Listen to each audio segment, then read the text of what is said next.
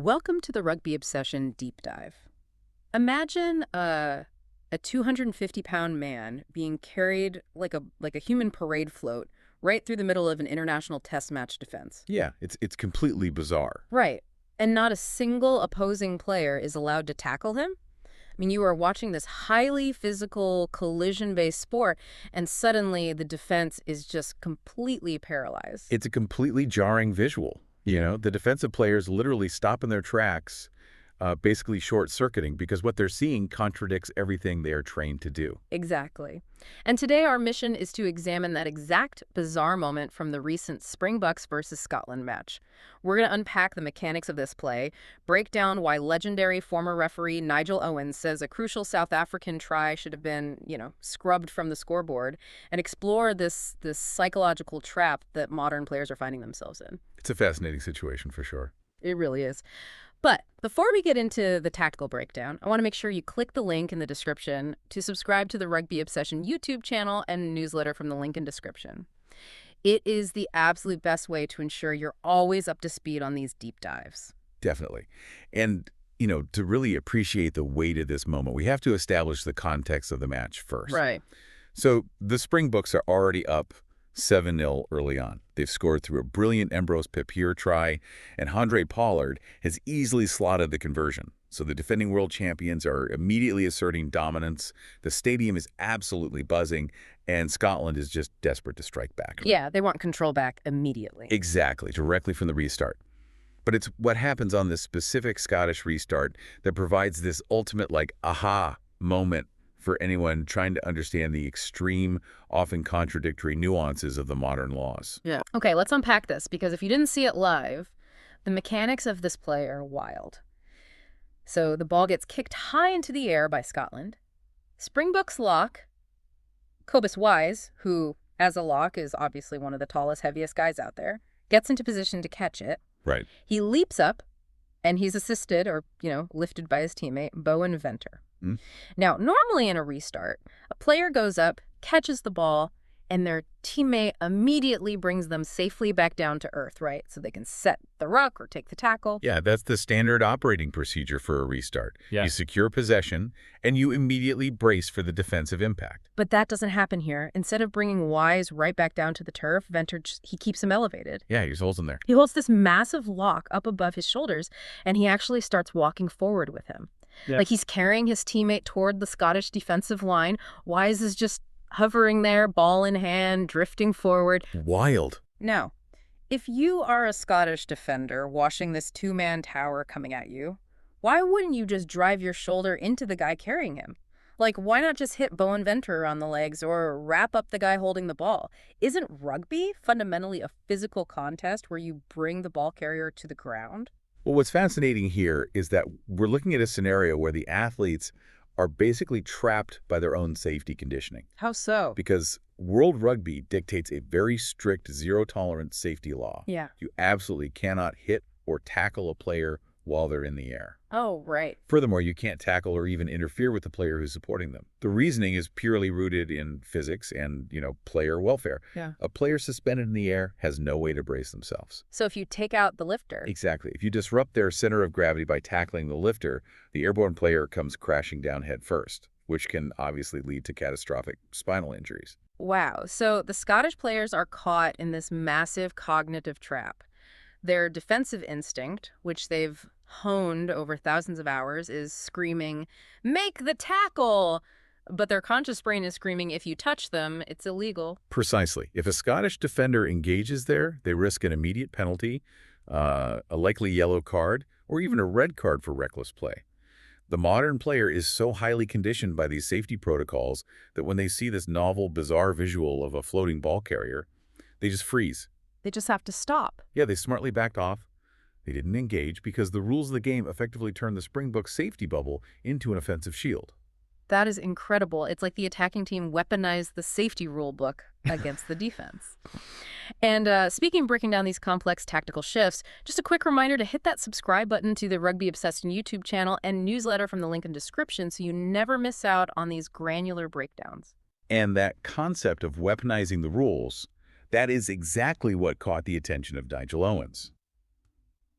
Owens reviewed this incident on the latest episode of World Rugby's Whistle Watch, and his analysis kind of shifted the focus away from the player's ingenuity and directly onto the mechanics of the refereeing itself. Because the immediate question fans had was, is this obstruction, right? Exactly. Here's where it gets really interesting because Owens explicitly points out that technically this is not obstruction. When we hear obstruction, we usually picture a player running a blocking line ahead of the ball carrier to, physically shield them. Right, you have to be in front of them. Exactly. Obstruction requires you to be in front of your teammate. But in this case, Venter wasn't in front of Wise. He was directly underneath them. Yes, and Owens clarifies that this geometric reality is what makes the situation so incredibly difficult for a ref to process in real time. He synthesized the core argument beautifully, focusing on intent versus action. So what did he say about the lift itself? He stated that a momentary lift, hoisting a player up to contest the catch and bringing them straight back down, is perfectly legal. There's absolutely no offense taking place in that vertical plane. Oh, that makes sense. However, the law and the nature of the contest fundamentally change the moment you hold that player up there and begin marching forward. Because by moving forward while holding him up, you've created an entirely undefendable situation. Exactly. You're actively preventing the defense from doing their job. You are advancing the ball while wrapped in a shield of invulnerability, basically. And Owens provided a very specific, practical trigger that refs are trained to look for in these gray areas. Oh, what's the trigger? He noted that if you analyze the footage, you can see a Scottish player essentially throwing his hands up in the air. It's a physical demonstration of, I can't defend this without getting carded. Ah. Owens argues that this visual of a defender actively hesitating, recognizing the trap of the airborne safety laws, should have been the immediate trigger for the referee to blow the whistle. Wait, I have to push back on that a little bit. Is it really a good idea for refs to base their decisions on the behavioral reactions of the defending team?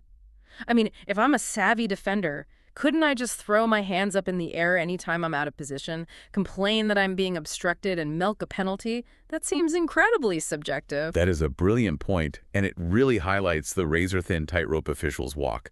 You're right, players milk penalties all the time. But Owens is arguing that the referee shouldn't just rely on the dramatic hand-waving. So what should they rely on? They should use the defender's hesitation as a secondary confirmation of what their eyes are already telling them. The primary offense is the forward movement of the lifter. The defender's reaction is just the proof that the attacking team has successfully created an unplayable environment. That makes a lot more sense. Yeah, so Owens' ultimate judgment was that the Springboks duo definitely infringed on the spirit and letter of the law, and South Africa should have been penalized right then and there. Which means play should have stopped, and the subsequent sequence of events, which was massive for the outcome of the game, never should have happened. Precisely. The subsequent try should have been scrubbed entirely from existence. And we really have to look at the massive ripple effect this single non-call had on the match. Because the referee didn't blow the whistle, the play remained live. Wise finally got brought down to the ground. And because the Scottish defense had hesitated and, lost their shape, Wise was able to break clear and get a brilliant offload away to Paul de Villiers. Yeah, the defense was scrambling. Totally. De Villiers then drove the play deep into the attacking zone, right up to the 22-meter line. And just a few tackle phases later, with Scotland still on the back foot, Evan Roos crashed over the try line to score. Taking the score to 14-0. Right. 14-0 against the defending world champions within the opening minutes. That is a mountainous momentum shift. Think about the psychological swing there. Scotland went from potentially receiving a penalty for an illegal maneuver, which would let them kick for territory, to being down by 2 converted tries in the blink of an eye. It's brutal. It really illustrates how a split-second interpretation of a gray area can entirely alter the psychological landscape and the literal scoreboard of a test match. If we connect this to the bigger picture, this specific incident is really a microcosm of a much larger crisis unfolding in the sport. It highlights just how incredibly demanding the modern referee's job has become. Oh, absolutely. They're being asked to compute these highly complex, multi-layered scenarios, weighing safety, intent, momentum, and defensive reactions in fractions of a second without the benefit of a slow-motion replay for every breakdown. Right. And the sources we're pulling from today are full of headlines highlighting this exact tension between the officials, the players, and the rule book. Yeah. For instance, just recently, we saw World Rugby take the rare step of publicly admitting to an error regarding a yellow card given to a Springbok star in a separate incident. They admitted the official got it wrong. Now, on one hand, that shows they're trying to be transparent, but on the other, it highlights the microscopic scrutiny placed on every single whistle blow. It puts immense pressure on the officials. It does. And to see how explosive that pressure is getting, we just have to look at the situation with Italy's head coach, Gonzalo Quesada. He just received a ban under World Rugby's new Shape of the Game agreement. Wait, he was actually banned from the touchline just for criticizing the officials. Exactly. The Shape of the Game initiative is their global mandate to not only speed up play, but to fundamentally change the culture of respect towards match officials. They are stamping down incredibly hard on what they view as a toxic environment of reef bashing in press conferences. Quesada crossed that line and it was made an example of. So on one side, you have coaches who are losing their minds in their matches because a referee misses a split-second infringement, like our airborne Springbok parade float, and the coaches feel their life's work is being undermined. But on the flip side, World Rugby is saying, you cannot tear our officials down in the media when they miss a loophole that took 3 angles of slow-motion replay to figure out. This raises a huge question about the sustainability of the current rulebook. You can't ask referees to police these hyper-specific safety traps in real time without giving them crystal-clear triggers.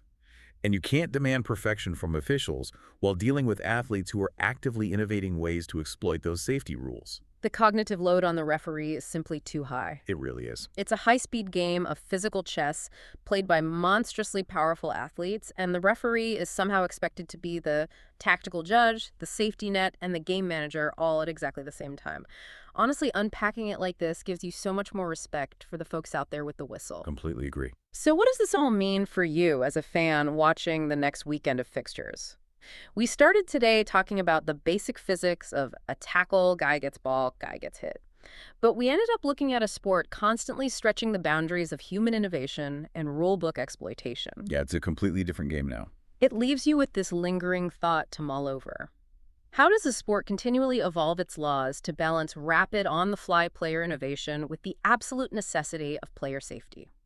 When elite athletes learn to use safety protocols, rules designed specifically to keep them out of wheelchairs as an offensive weapon to paralyze a defense, how does the governing body adapt without fundamentally changing the physical nature of the game? It's the ultimate balancing act. It really is. We would absolutely love to hear your thoughts on this.